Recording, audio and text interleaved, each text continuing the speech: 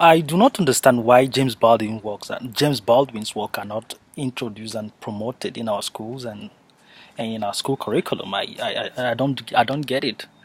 I've read so many books, and I've read the Bible. I've studied the Bible, the Torah, the Quran, and so many philosophical books. I have a huge catalog of the collection.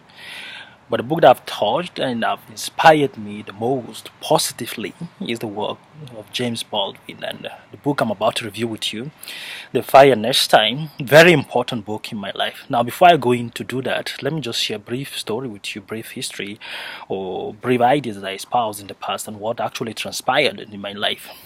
Now, as a teenager in any part of the community around the world, your notion about the world is shaped by the level of education you receive and everything that you were taught and everything you learned. Now, in my community where I grew up in, tribalism, ethnocentrism, and religious bigotry thrive a lot. That is fine, but everything changed when I was to travel around the world to discover other countries, to discover other cultures. I didn't realize that all these things that I've heard, all these things that I've learned in my community matter less. That this time around it was my color that matters, and that I'm judged and I'm being confined to a certain box because I look differently. Now, you'll be ascribed a certain role, you'll be ascribed a certain level of stereotype because you look differently, or you have color, your color of skin look differently from the other people of the larger community. Now, what I wasn't taught was how to navigate through the system. I was completely ill equipped to navigate through the system of racism. So, as a teenager, no, as a young adult, around my 20s, I went through a very prolonged period of identity crisis. That was when I realized that I had to go back to study my history and where my people came in from. Now, during this period, I realized that I apportioned a level of blame to my people for allowing certain things to happen to them, the humiliation they went through, the slavery, the colonialism, and the neocolonialism. But I then realized that I unconsciously apportioned the bigger blame to the Western world. Now, this realization made me to be very suspicious of every system, of everything, and everything I was taught. When I say everything, I mean it. Because I lost my faith. I refused to believe in anything again. I started doubting the histories and everything. I was just at the process of inventing a new identity.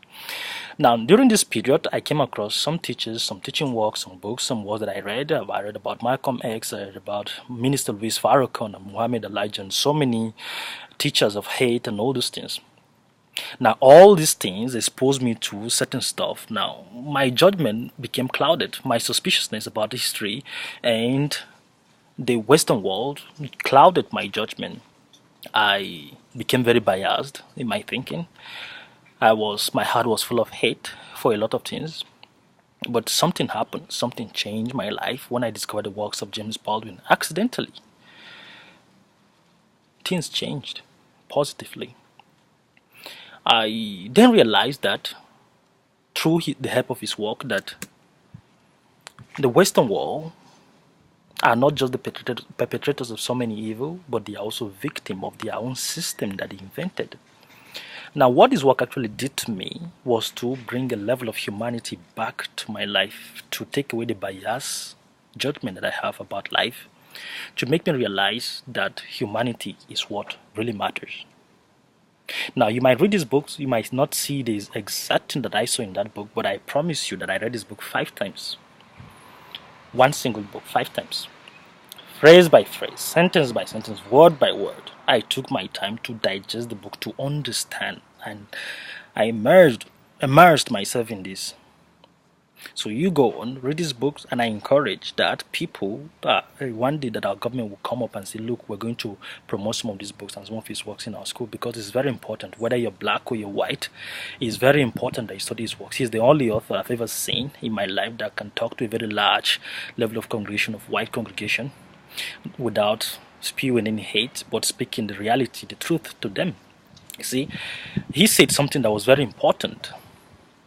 He was asked a question about Malcolm X as a black Muslim, and he was being asked about Martin Luther as a black Christian.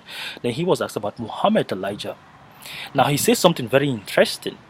You know, James Baldwin, he said not all blacks go to church, and not all blacks go to mosque.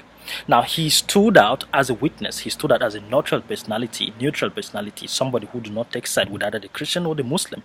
He is for humanity, and that is why it's very important that his books and his works are being taught